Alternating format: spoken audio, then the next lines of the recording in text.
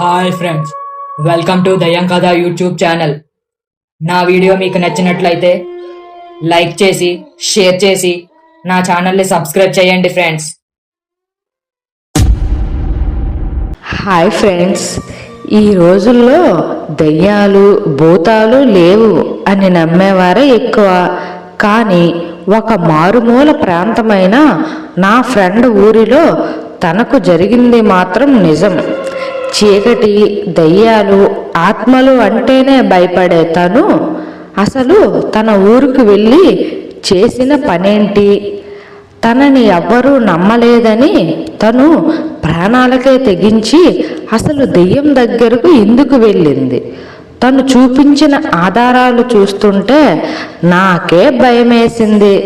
ఇక ఏం జరిగింది అన్నీ ఈ స్టోరీలో చెప్తాను. ఓకే ఫ్రెండ్స్, ఇక స్టోరీ మొదలు పెడదాం.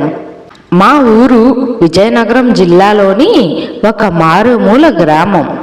మా ఊరు వెళ్ళాలంటే నైట్ 9 o'clockకి బస్సు ఉండేది. కానీ ఆ బస్సు వెళ్ళే రూటు చాలా డేంజర్.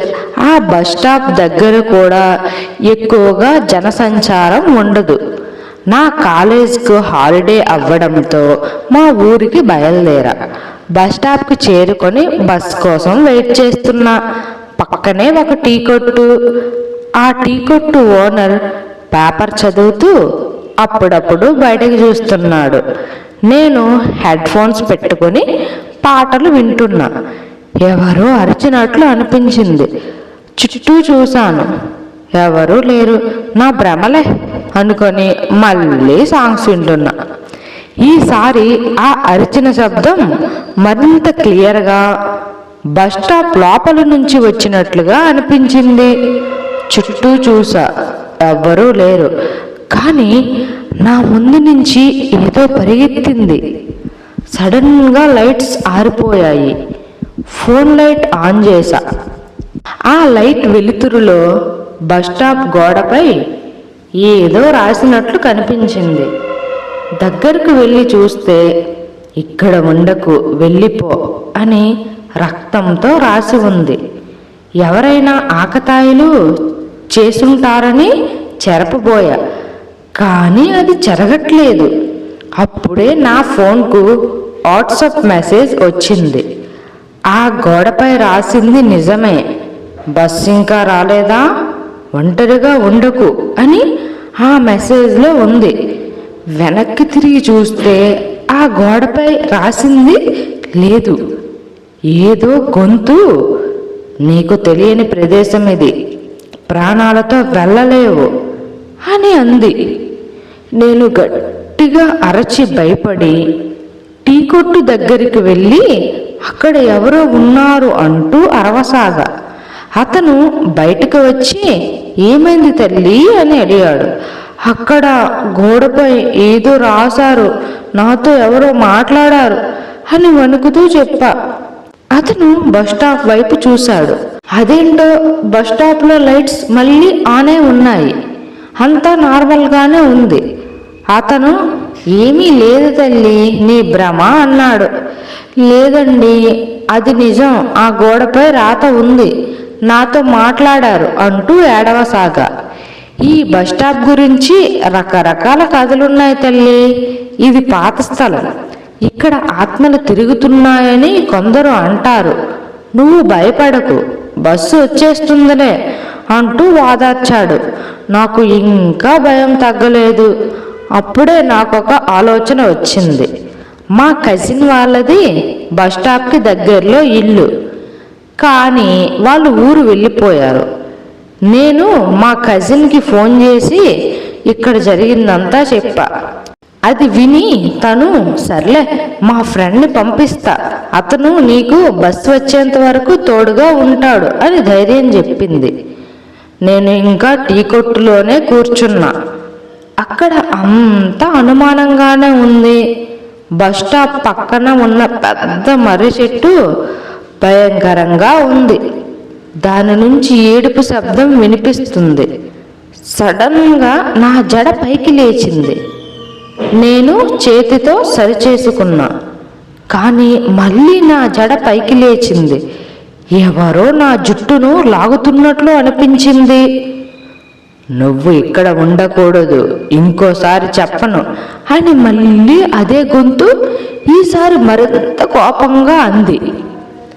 నేను ఏడుస్తూ నన్ను వదిలేయండి, వెళ్ళిపోతాను అంటూ అరుస్తున్నా. ఆ టీ కొట్టు ఓనరు చూస్తుండగానే నా మొబైల్ నా చేతిలోంచి ఎగిరిపడి కొన్ని అడుగుల దూరంలో పడి ముక్కలైంది. నాకు షాక్ తగిలినట్లు అనిపించింది. అప్పుడే నా కజిన్ వాళ్ళ ఫ్రెండ్ బైక్పై వచ్చాడు. నా అరుపులు విని నా దగ్గరకు పరిగెత్తుకుంటూ వచ్చి, ఏమైంది దివ్య అన్నాడు. అది నన్ను బెదిరిస్తుంది, నా ఫోన్ పగలగొట్టింది అంటూ ఏడవసాగా. తను బస్టాప్ లోపలికి వెళ్ళి చూస్తే గోడపై మళ్ళీ అదే రాత, ఈసారి మరింత స్పష్టంగా కనిపించింది. నువ్వు ఇక్కడ ఉంటే ప్రమాదం అని. అతను ఆశ్చర్యపోయాడు.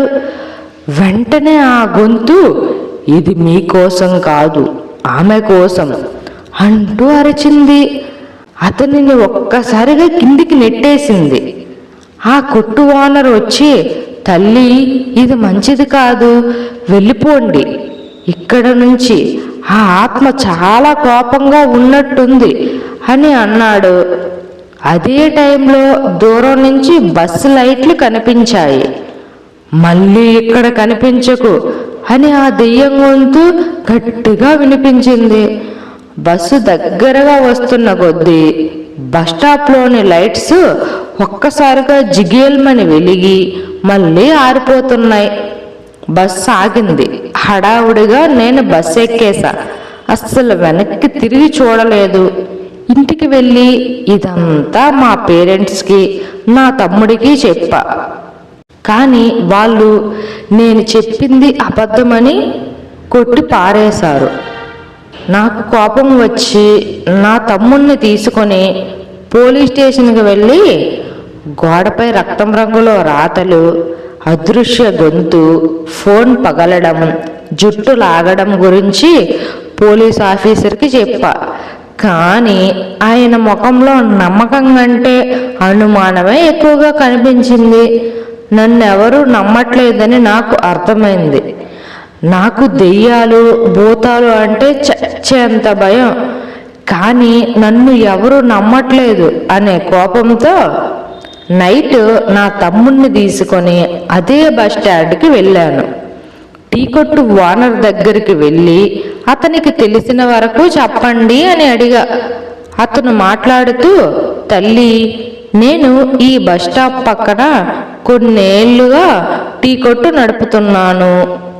ఇక్కడ అప్పుడప్పుడు ఇలాంటి వింత సంఘటనలు జరిగేవి. కొందరు ప్రయాణికులకు కూడా ఇలాంటి అనుభవాలు ఎదురయ్యాయి. కానీ ఎప్పుడు నీకు జరిగినంత తీవ్రంగా జరగలేదు. దాదాపు 20 సంవత్సరాల కిందట ఇక్కడ ఒక అమ్మాయి ప్రమాదవశాత్తు చనిపోయిందని విన్నా.